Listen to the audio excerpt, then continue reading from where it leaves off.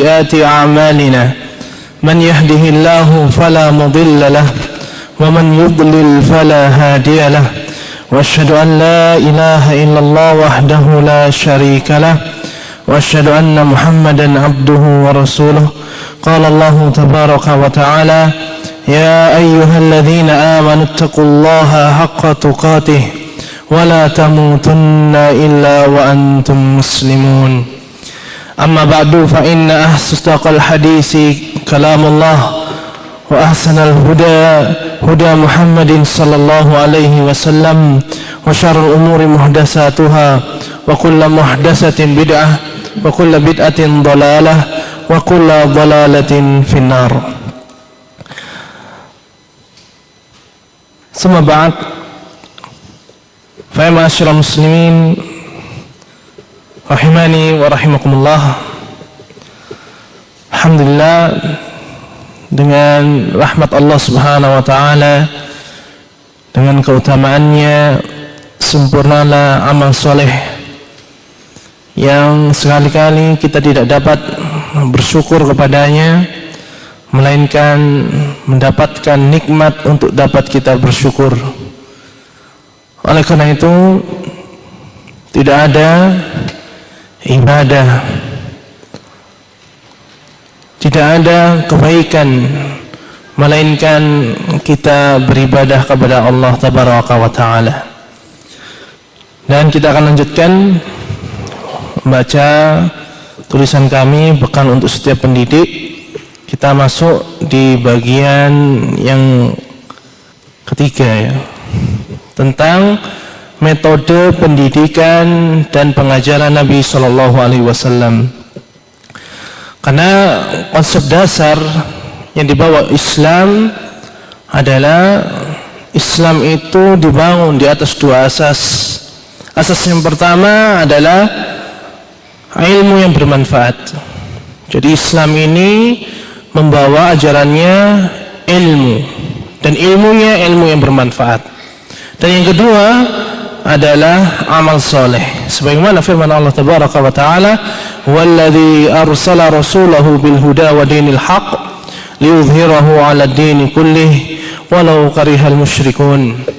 Dialah Allah Azza wa Jal yang mengutus utusannya Nabiullah Muhammad sallallahu alaihi wasallam dengan membawa al-huda dan membawa dinil haqq, supaya Allah menangkan, Allah jayakan agama Islam ini di atas semua agama, meskipun orang-orang musyrik tidak suka. Para ulama menjelaskan, semisal Al-Hafidz Ibnu Katsir rahimahullah, kata al-huda dalam ayat itu maknanya adalah ilmu yang bermanfaat, iman dan kabar-kabar yang Allah kabarkan berupa kejadian berlalu, semisal awal penciptaan langit dan bumi, manusia, jin, malaikat, kemudian kabar-kabar yang akan datang, peristiwa-peristiwa yang akan terjadi, ya, terutama di hari akhirat. Dan ad-dinul haq maksudnya adalah amal soleh. Oleh karena itu, siratul mustaqim yang kita minta hakikatnya adalah kita memohon kepada Allah agar ditunjukkan kepada siratul mustaqim, jalan yang lurus, yaitu al-Islam, sebagaimana datang tafsirnya dari Nabi Shallallahu Alaihi Wasallam. Dan Allah juga menafsirkan siratul mustaqim adalah siratul ladzina an'amta alaihim, jalan yang telah ditempuh oleh orang-orang yang Allah beri nikmat dari kalangan nabi, para nabi, siddiqin, syuhada dan sholihin, ya.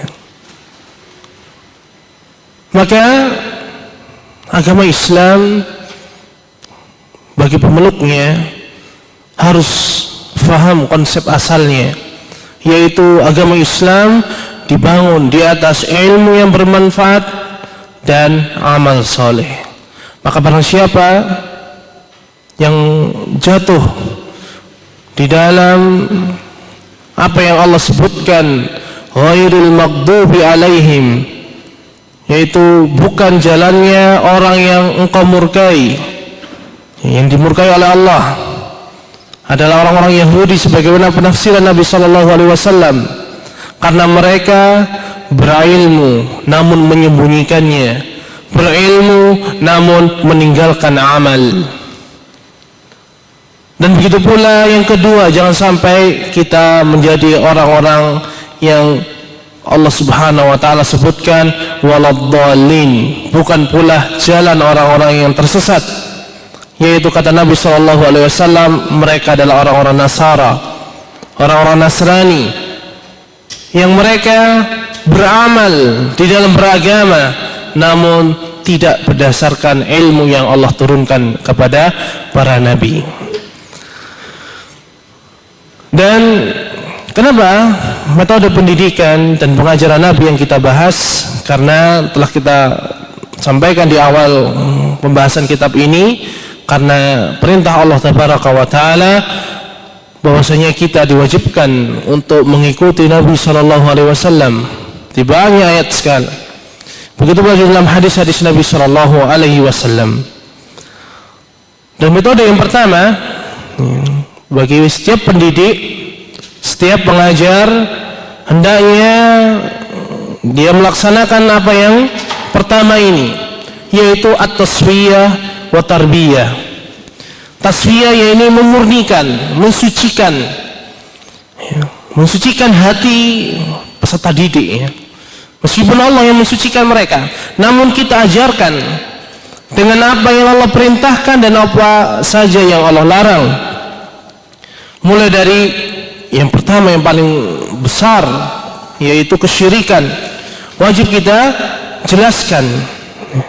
Kemudian kekufuran, kebid'ahan, dan terus sampai kepada dosa-dosa kecil. Ini adalah tasfiyah. Sebelum kita mentarbiyah, yaitu kita sucikan bejananya dulu, karena hati ini ibaratnya wadah yang akan menampung ilmu. Nah, apabila kita memberikan di dalam sebuah wadah itu ilmu atau tuangan, ternyata di dalam wadah itu masih terdapat kotoran, ya, maka akan sangat sulit barang yang bagus ditahan di sebuah wadah yang penuh dengan kotoran, akan terkontaminasi. Oleh karena itu Nabi SAW Allah utus untuk mensucikan hatinya manusia dengan kalamullah, dengan perintah dan larangan. Kemudian baru mendidiknya, mengisinya dengan ilmu yang Allah turunkan kepada beliau sallallahu alaihi wasallam. Sebagaimana firman Allah Ta'ala, laqad manna Allahu 'alal mu'minina idz ba'atsa fihim rasulan min anfusihim. Dan sungguh Allah telah memberi karunia kepada orang-orang yang beriman tatkala Allah mengutus di antara mereka seorang utusan dari kalangan mereka sendiri, dari kalangan manusia, yatlu alaihim ayatihi wa yuzakkihim, yang tugasnya utusan itu adalah membacakan, ya, kepada mereka ayat-ayat Allah. Ya, memang inilah dakwah, membacakan kalam Allah. Jangan sampai seorang muslim tidak senang dengan pengajian sedikit-sedikit qala Allah, qala Rasul, ya, jangan sampai. Bahkan sebagian saudara kami, ya, kami nggak butuh kola-kolaan, ya, kita butuh kola-kolaan. Hakikatnya apa sih? Misalnya iman, apa itu iman? Ya, ketika kami jelaskan qala Allah, qala Rasul, ya, dia mengatakan kami tidak butuh kola-kolaan. Terus bagaimana? Sedangkan agama Islam ini adalah ilmu. Ilmu adalah, kata Imam Syafi'i, qala Allah wa qala Rasul. Ilmu ini adalah apa yang dikatakan oleh Allah, apa yang dikatakan Rasul sallallahu alaihi wasallam. Jangan sampai kita alergi, ya, fobia. Nauzubillahi min dzalik. Wa yuzakkihim, dan Rasulullah itu diperintahkan oleh Allah untuk mensucikan hati mereka, hatinya manusia, umat ini. Kemudian wa yu'allimuhumul kitaba wal hikmah. Kemudian yang ketiga tugasnya Nabi SAW adalah mengajarkan dari Al-Quran, Al-Kitab dan Al-Hikmah, yaitu sunnah Nabi SAW. Wa in kanu min qablu lafi dhalalin mubin. Sedangkan sesungguhnya mereka sebelum kedatangan Nabi benar-benar dalam kesesatan yang nyata. Dalam surah Al-Jumu'ah juga Allah mengatakan semisal dalam surah Al-Imran tadi. Walladzi ba'atsa fil ummiyina rasulan minhum yatlu 'alaihim ayatihi wa yuzakkihim wa yu'allimuhumul kitaba wal hikmah wa in kanu min qablu lafi dhalalin mubin. Mirip. Jadi dari ayat ini dan ayat tadi surah Al-Imran, Rasulullah SAW diberikan tugas utama. Yang pertama, membacakan ayat-ayat Allah. Yang kedua, mensucikan hatinya manusia. Ketiga, mengajarkan Al-Quran dan Sunnah. Dan yang keempat, beliau mendidik umat ini, menjaganya sampai Rasulullah SAW wafat.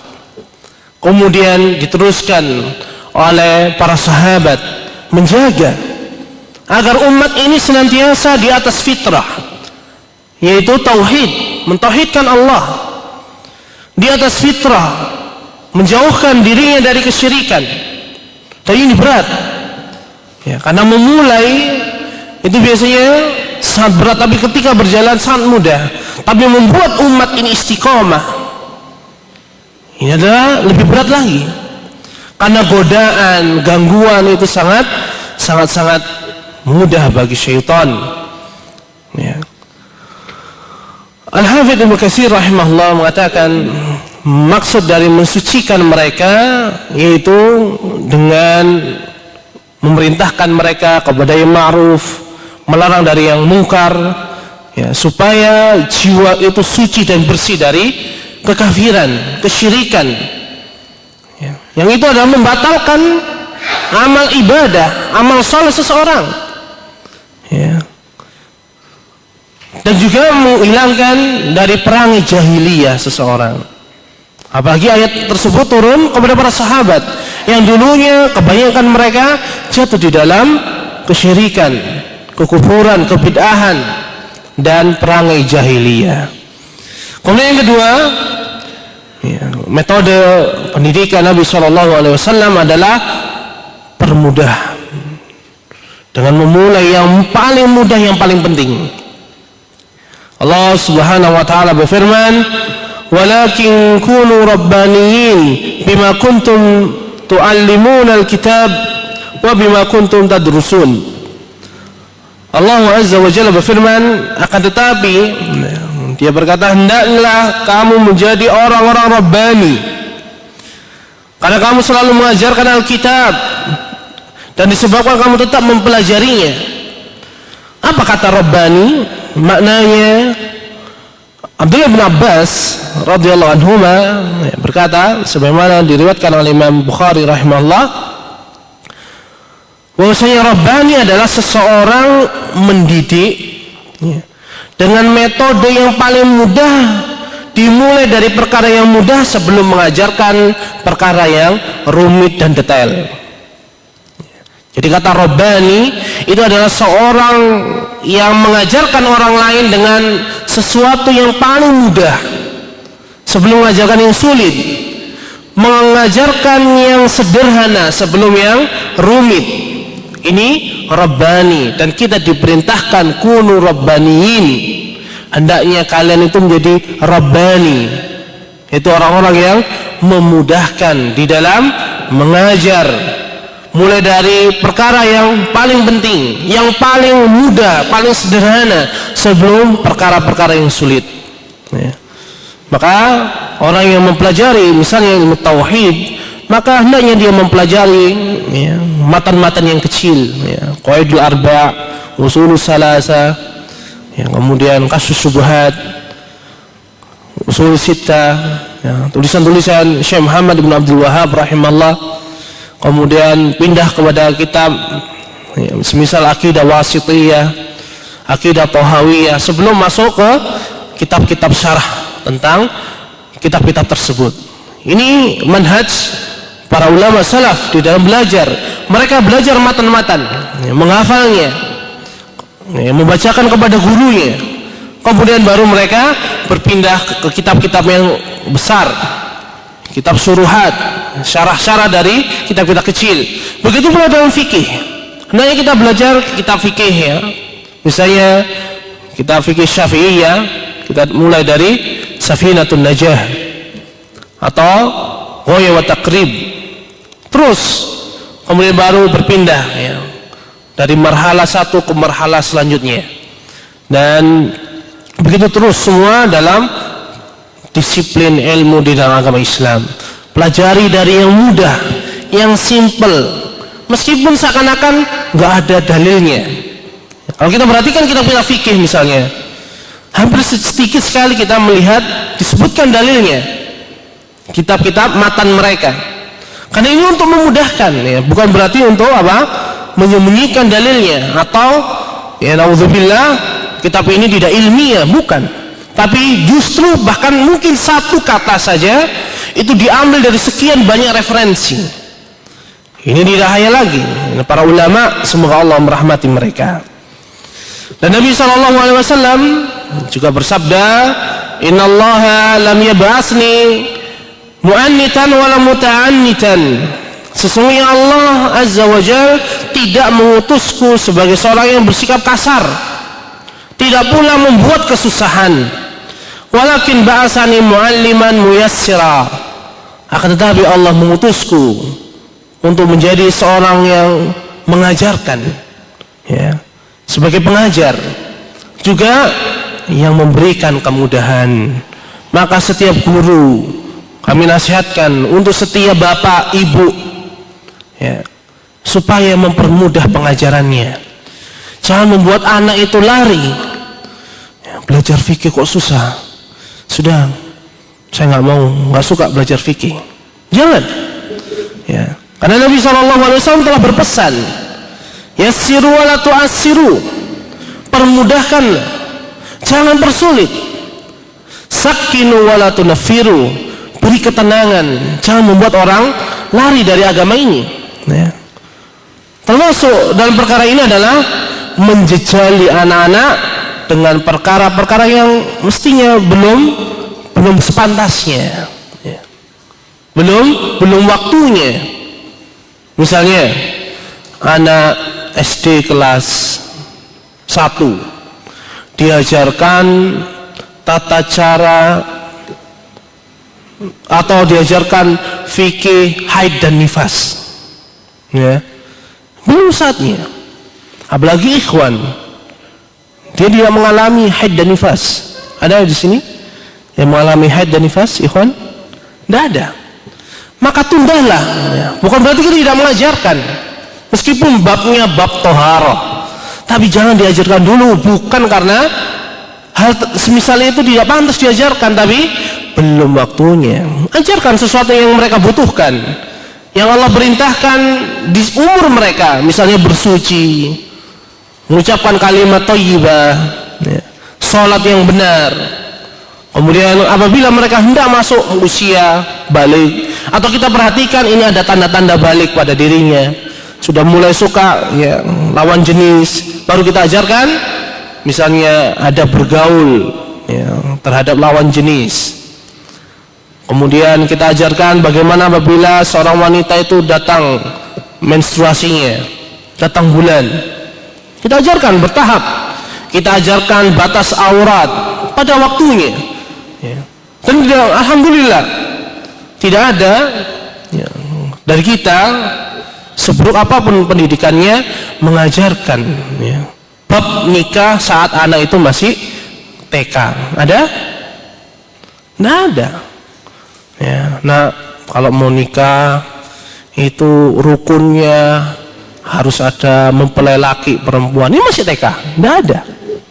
Maka ketika SD juga begitu, SMP mulailah dari perkara yang mudah, jangan dipersulit sehingga anak itu senang. Kalau anak itu dapat nilai bagus, itu saya yakin hatinya itu senang ya, meskipun mungkin dibantu oleh orang tuanya ya, jawaban yang salah itu diberi nilai oleh gurunya sebagai ibaratnya upah, tanda petik ya, upah untuk mengerjakan tugas itu. Tapi tatkala anak atau kita saja mendapatkan nilai yang bagus, itu ada perasaan bangga ya, maka jangan pelit dalam masalah nilai. Wallahu a'lam. Kemudian yang ketiga, metode pendidikan dan pengajaran Nabi Shallallahu Alaihi Wasallam adalah keteladanan. Kita berikan keteladanan kepada mereka. Yang sangat aneh apabila kita perintahkan misalnya dalam bab sholat, ya, sholat itu bagi laki-laki ya, itu wajib di masjid misalnya menurut mazhab Hanbali, Imam Ahmad rahimahullah. Kemudian ternyata ya, sang guru, sang bapak sengaja tidak sholat di masjid. Bagaimana anak bisa memahami? Seorang guru saya mengatakan sholat di masjid wajib bagi setiap laki-laki yang sudah balik, tapi beliau tidak sholat di masjid. Dan ini juga kami nasihatkan tentang perkara-perkara khilafiyah.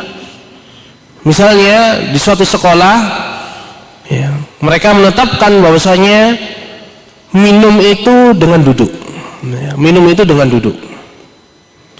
Meskipun gurunya berpendapat mengikuti para ulama minum itu boleh berdiri, boleh sambil berjalan, jangan sekali-kali kita mengajarkan minum itu harus duduk. Tapi nyatanya kita mengamalkan mazhab kita, mengamalkan pendapat para ulama yang kita ikuti, yaitu minum sambil berdiri atau berjalan. Sehingga anak itu jiwanya akan terjadi kontradiksi ya, akan perang batin. Gini guru mengatakan begini, kok kenyataannya begitu. Ini belum saatnya ya, kecuali di majelis-majelis misal ini, atau majelis privat khusus kita bahas detail, kita kuatkan, kita tarjih ya. Kalau kita mampu silahkan. Tapi selama kita mendidik ya, terutama anak-anak, jangan melakukan hal tersebut. Itu akan memberatkan mereka.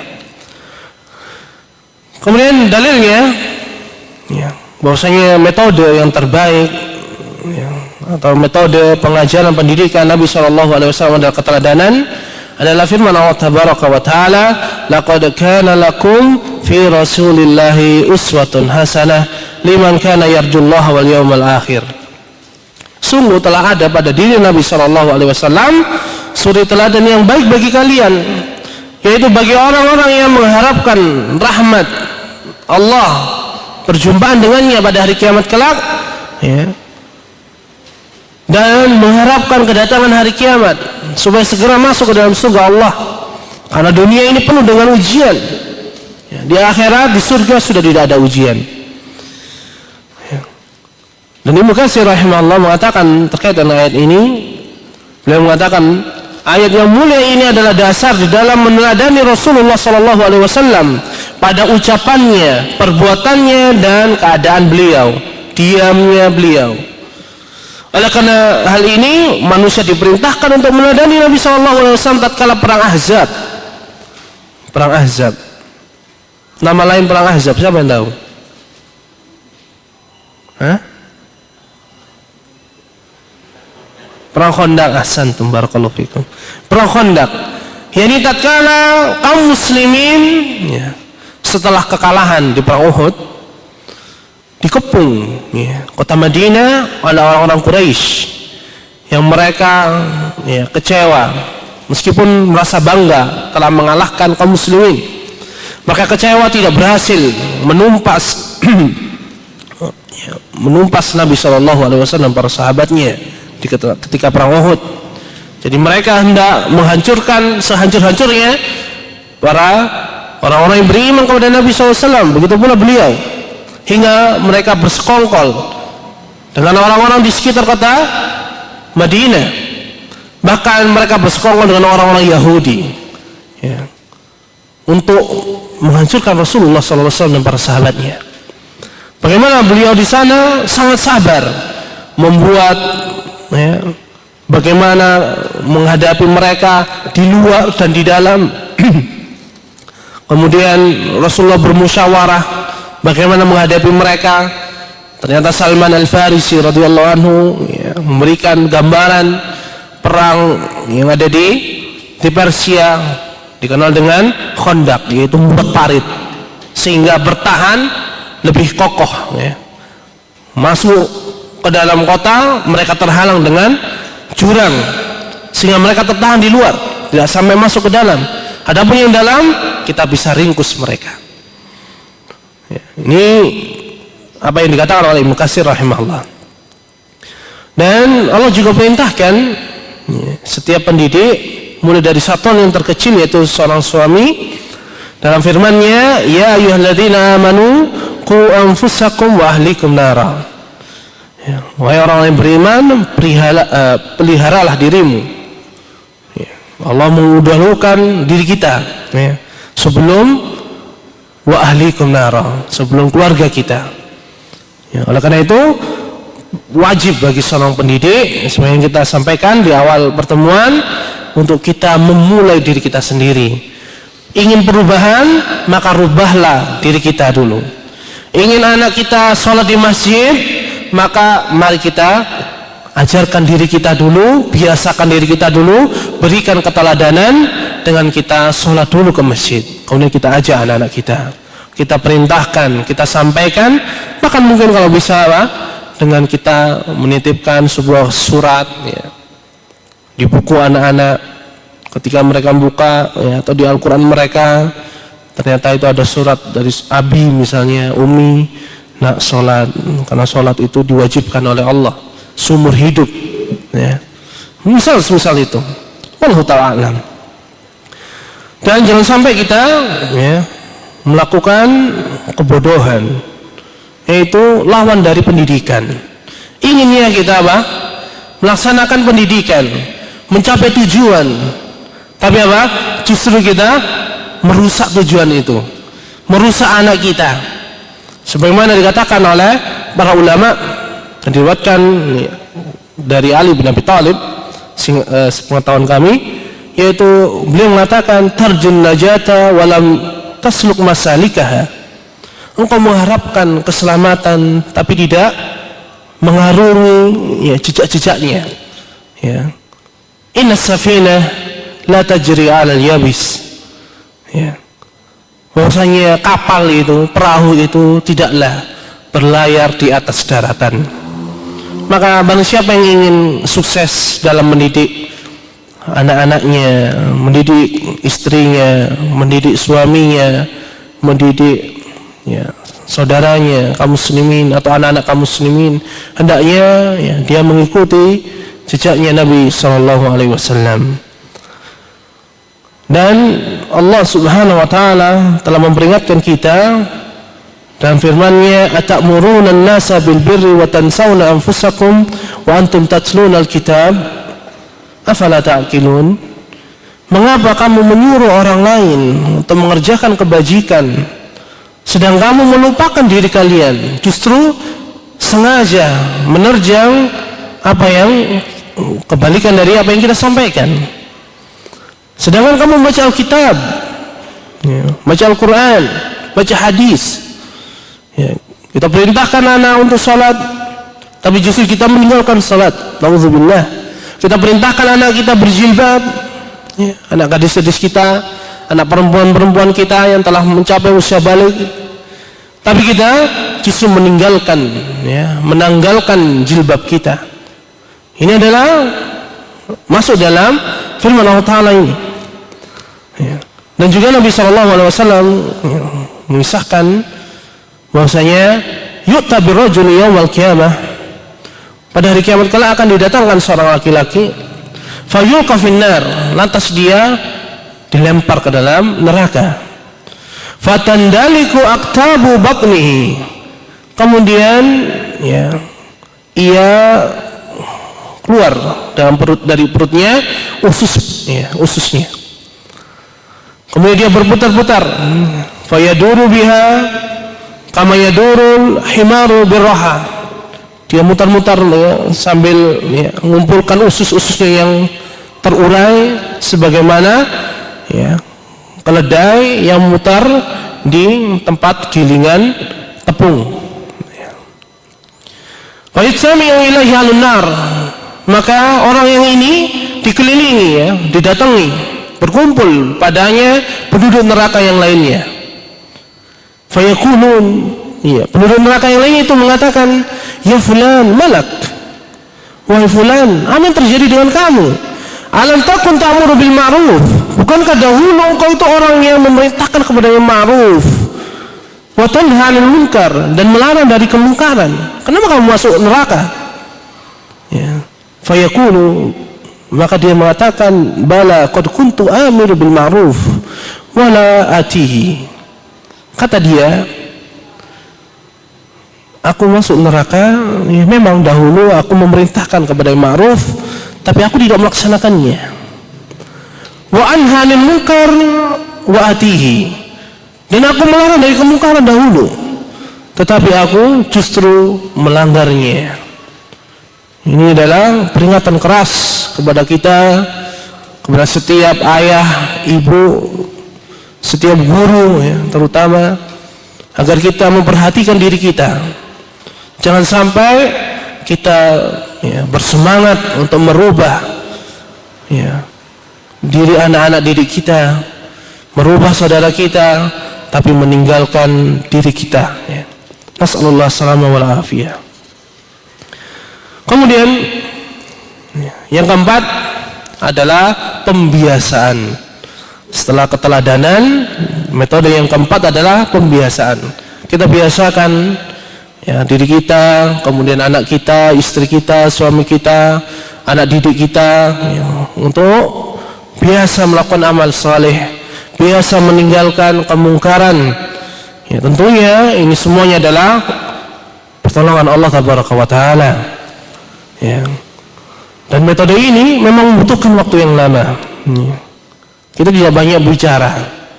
Mungkin kita tidak pandai di dalam kita menyampaikan sesuatu.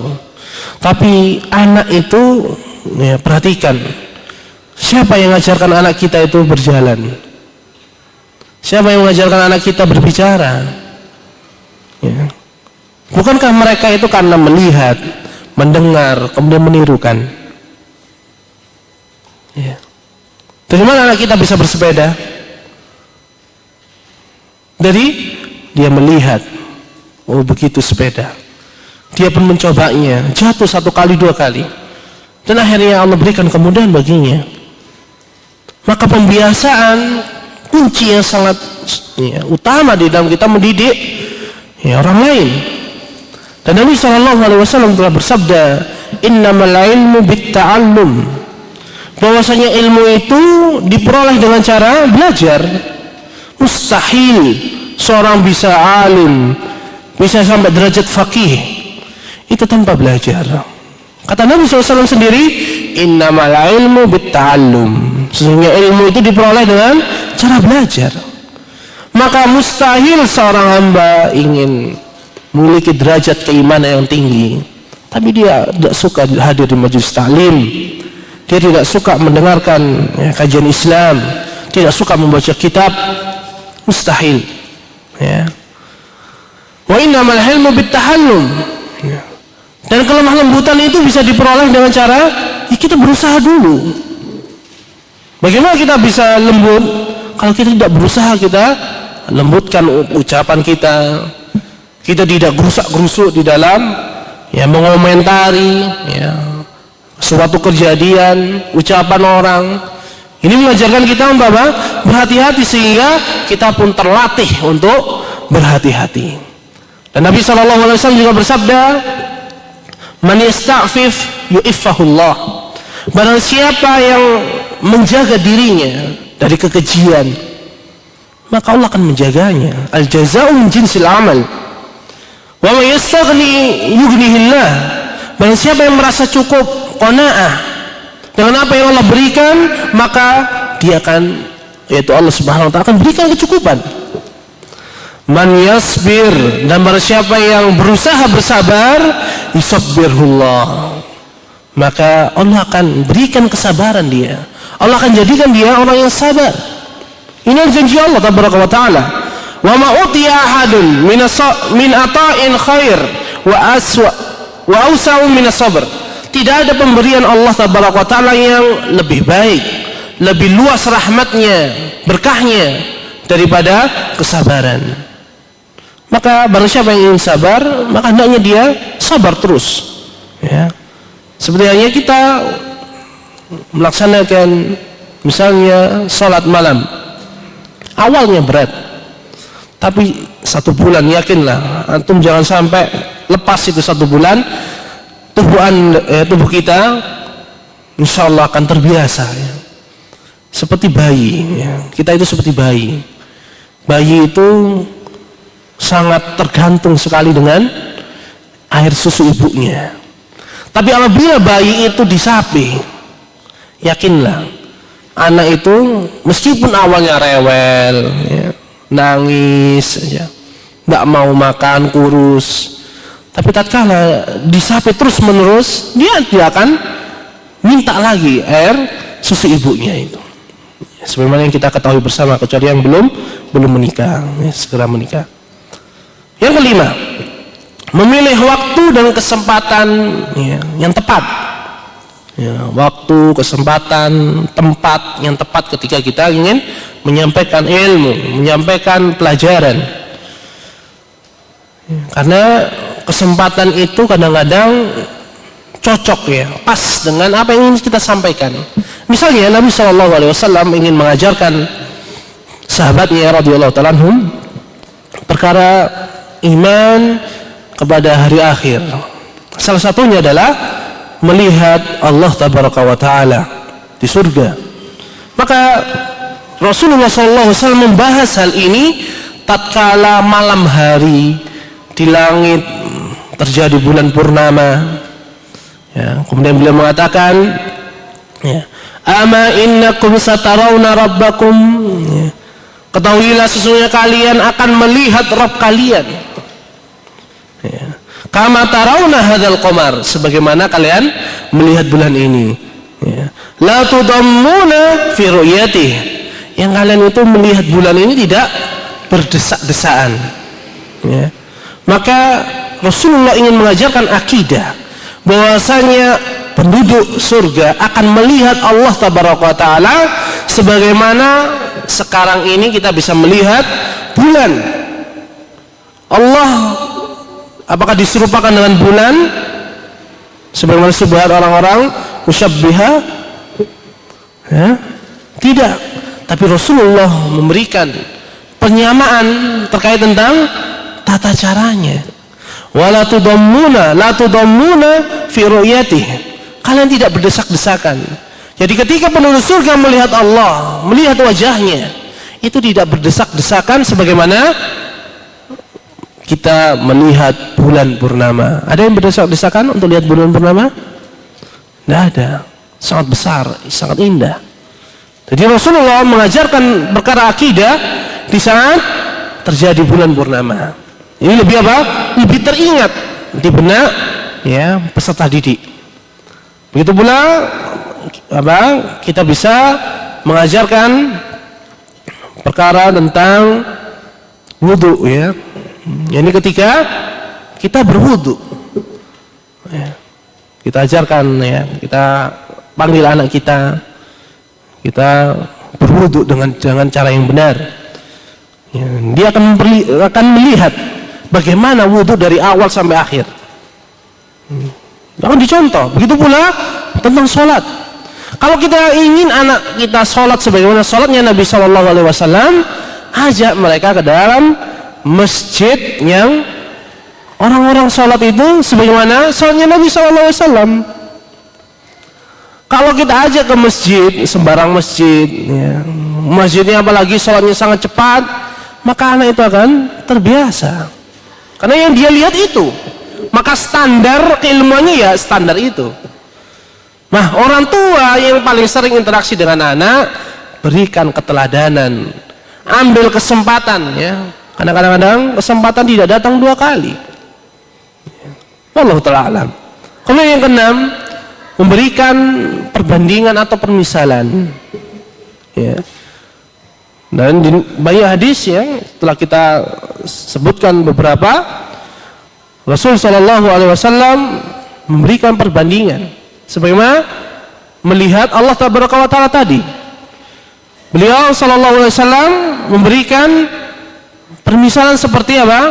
Kita melihat bulan purnama, tidak ada yang berdesak-desakan. Ya. Dan perkara akidah kadang-kadang kita sulit ya mengajarkannya. Tapi kita perlu ketahui bahwasanya Allah Subhanahu wa Ta'ala tidaklah membebani kita melainkan sesuatu yang kita mampu. Ya. Belajar akidah itu susah, Ustaz. Kitabnya tebal-tebal. Tidak ada yang susah. Bagaimana mungkin kita diwajibkan oleh Allah Subhanahu wa Ta'ala yang kita tidak mampu untuk melakukannya? Sedangkan Allah sudah mengatakan la yukallifullahu nafsan illa wus'aha.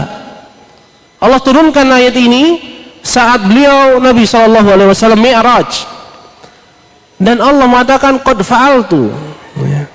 Aku telah memenuhi, ya, untuk tidak memberikan beban, ya. Sampai akhir ayat atau surat Al-Baqarah. Kemudian belajar tauhid itu Ustaz susah, ya, pembelajarannya detail, tidak susah, ya. Kitanya yang belum terbiasa. Apakah mungkin Allah itu memerintahkan kepada kita perkara yang setiap kita itu diwajibkan untuk bertauhid, kan? Apakah kemudian Allah susahkan? Nggak mungkin, ya. Lebih susah mana? Belajar tauhid atau belajar ilmu kedokteran? Di sini ada ilmu kedokteran. Apa yang sulit? Coba. Fisika, ya. Fisika. Siapa yang anak IPA ini? Fisika. Sulit, ya. Apa yang lagi yang susah? Kimia. Menghafal tabel periodik, ya, unsur. Menghafal lambangnya. Ya. H, hidrogen, ya. Ini masih ada di kepala, mumpung masih ingat. Kemudian menghafal tentang istilah perekonomian, surplus. Apa surplus? Sulit, ya. Tapi apa? Banyak lulusan sarjana ekonomi, ya. Banyak sarjana kedokteran lulus, ya.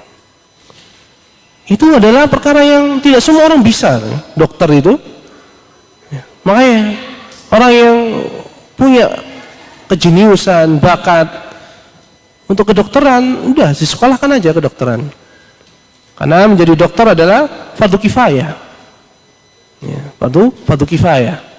Nah, adapun tauhid, akidah adalah fardu kifayah? Tidak, fardu ain. Setiap kita wajib berakidah yang benar.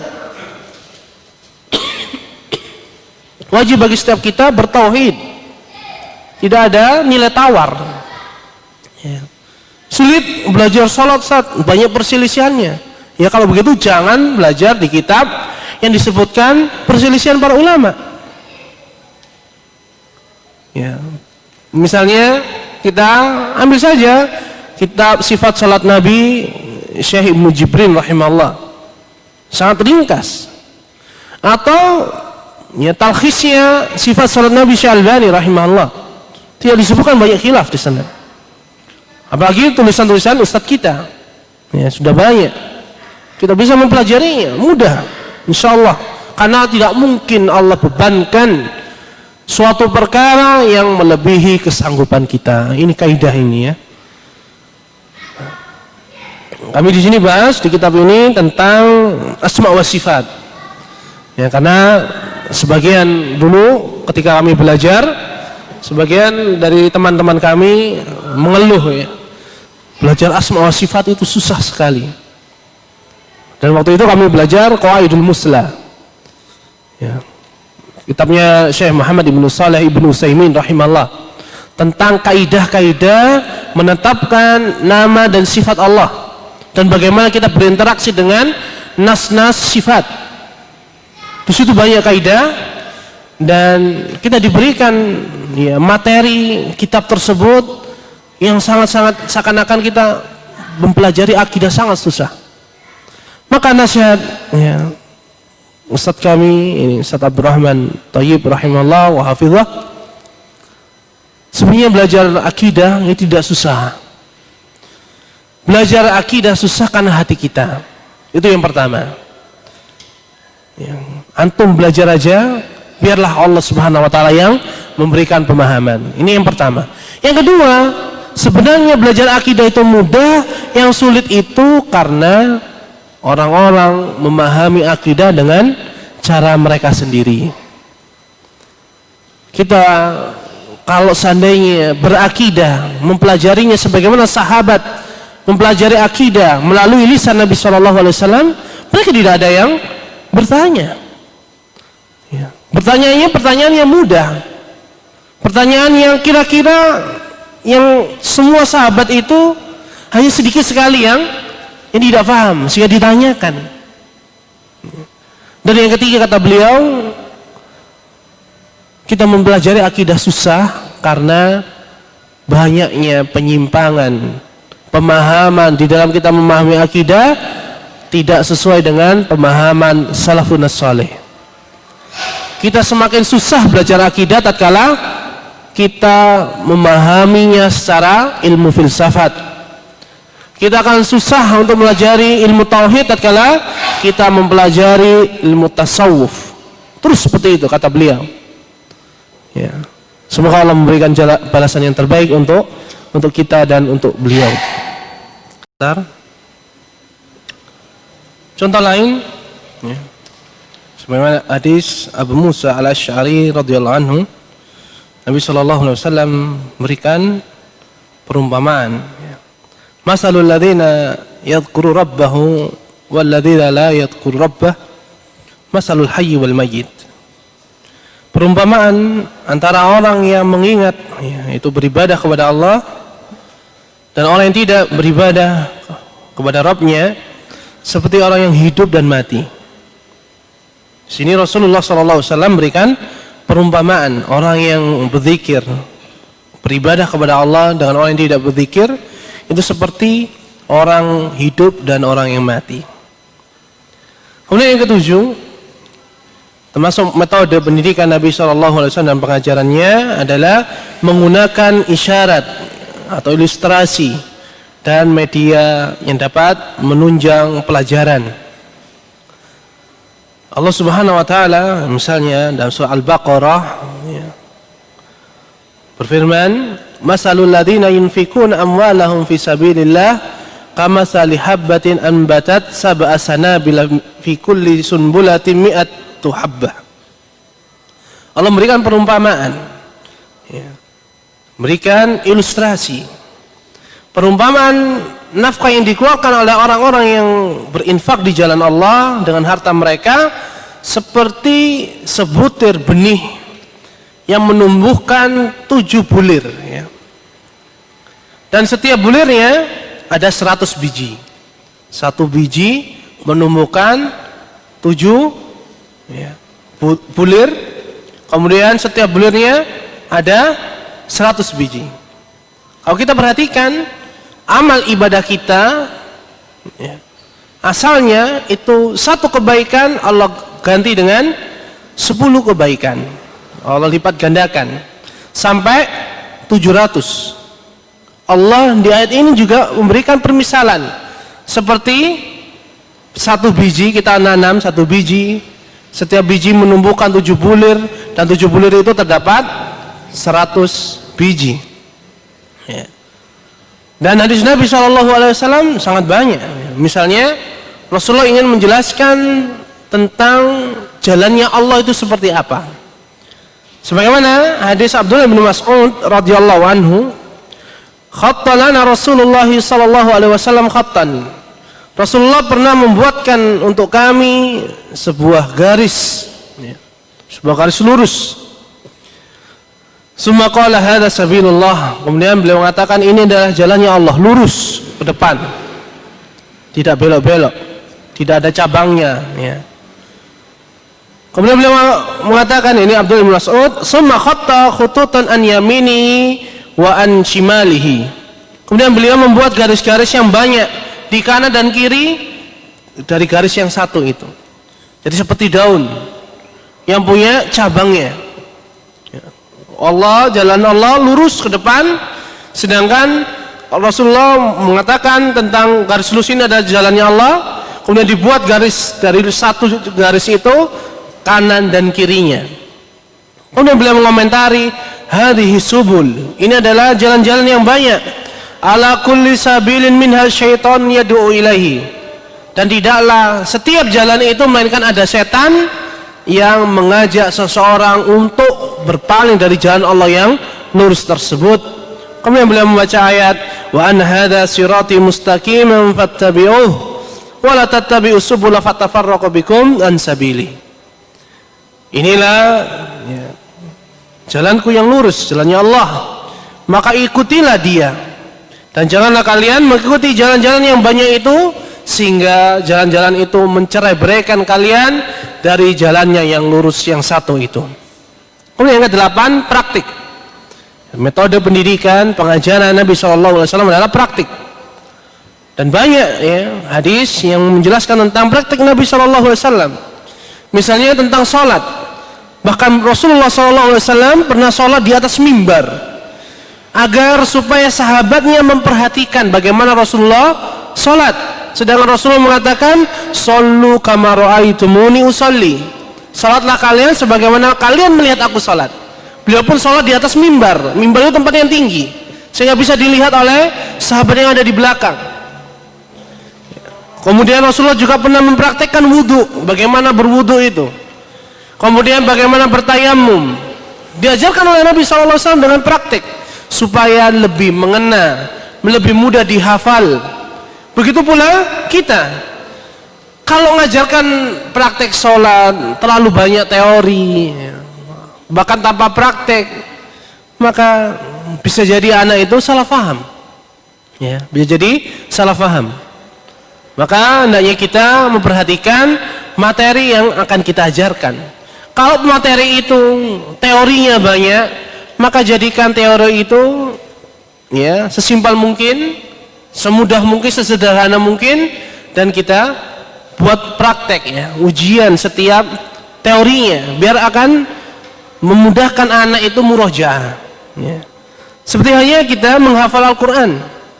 Mungkin kalau kita menghafal Al-Quran misalnya surah An-Naba 1 halaman setengah sulit, maka hafalkanlah 5 baris ya. Kemudian besoknya 5 baris, 5 baris, besoknya 5 baris, 4 hari sudah selesai surah An-Naba.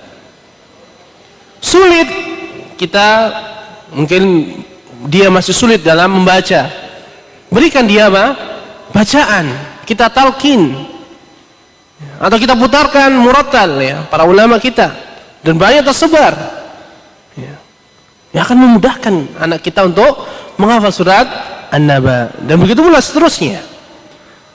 Dan yang ke-9, termasuk metode pendidikan Nabi SAW adalah menjelaskan secara global, kemudian memperincinya. Jadi digambarkan dulu secara garis besarnya bagaimana, baru dijelaskan setiap bagian detailnya. Misalnya hadis Abu Hurairah radhiyallahu anhu dari Nabi SAW, beliau mengatakan, ijtanibus sab'al mubiqat, jauhilah kalian 7 perkara yang membinasakan. Maka Rasulullah memulainya dengan gambaran besar, jauhilah 7 perkara yang membinasakan.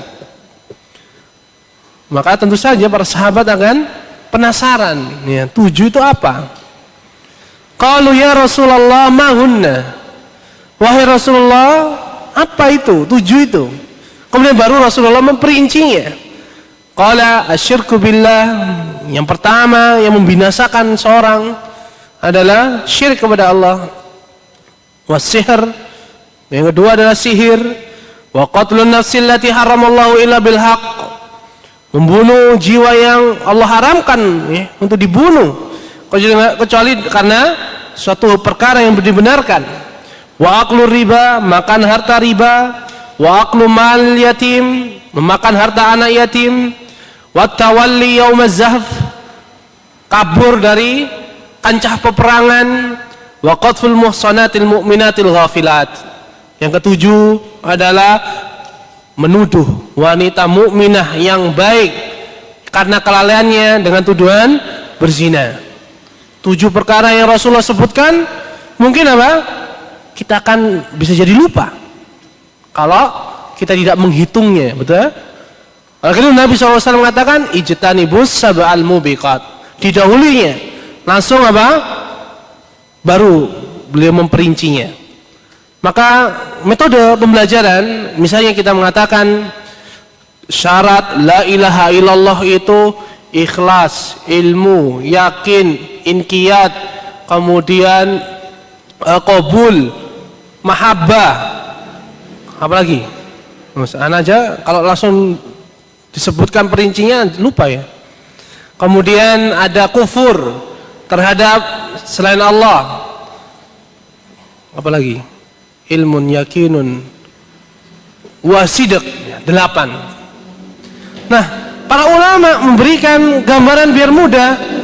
Syarat la ilaha illallah supaya mendapatkan keutamaan yang disebutkan oleh Allah dan Rasulnya itu ada 7 atau 8. Jadi kita akan mengingat ada 7 syarat atau 8 syarat. Baru kita hafalkan, yaitu ilmu, yakin, sidq, kemudian ikhlas, inqiyad, qabul, dan kufur bima yu'badu min dunillah. Ini cara kita mengajarkan. Begitu pula konsep kita ajarkan, buat gambaran globalnya dulu. Rukun Islam ada? Hah? Ada 5. Tawadhu sekali ya. Ada 5. Jadi kita ajarkan 5 dulu, biar anak hafal 5, baru kita perinci. Bayangkan atau bandingkan, coba kita ajarkan kepada anak kita yang belum tahu rukun iman itu, rukun Islam ada 5. Nah, rukun Islam itu syahadat, sholat, zakat, puasa, haji. Itu akan lebih sulit insya Allah. Ya. Ini perkara-perkara yang sebenarnya mudah, tapi penting karena ini adalah bagian dari pendidikan Nabi Sallallahu Alaihi Wasallam. Mungkin ini dulu yang dapat kita sampaikan, yang dapat kita pelajari dari tulisan yang sederhana ini. Insya Allah kita lanjutkan di kesempatan yang akan datang, insya Allah. Dan masih ada separuh ya, sabar, karena pendidikan Nabi Sallallahu Alaihi Wasallam adalah sebaik-baik pendidikan. Maka kita hendaknya memperhatikan dari Nabi Sallallahu Alaihi Wasallam sebelum kita perhatian terhadap metode-metode yang lain. Ya. Ada metode ini, metode itu. Ya. Nabi SAW sudah memberikan dan sukses ya. Tidak butuh waktu lebih dari 23 tahun. Ya, atau tidak butuh waktu lebih dari 13 tahun. Ya. Muncullah Abu Bakar As-Siddiq, Umar bin Khattab. Ya. Kemudian muncul Utsman bin Affan, Ali bin Abi Thalib. Sukses. Kita mendidik kadang-kadang bertahun-tahun tidak ada hasilnya. Ya memang hasil itu ada dari Allah, namun hendaknya kita ya memperoleh, melewati jalan-jalan yang telah Rasulullah SAW tempuh. Wassallallahu wasallam ala nabiyina Muhammad walhamdulillahirabbil alamin. Subhanakallahumma bihamdika asyhadu an la ilaha illa anta astaghfiruka wa atubu ilaik. Wassalamualaikum warahmatullahi wabarakatuh.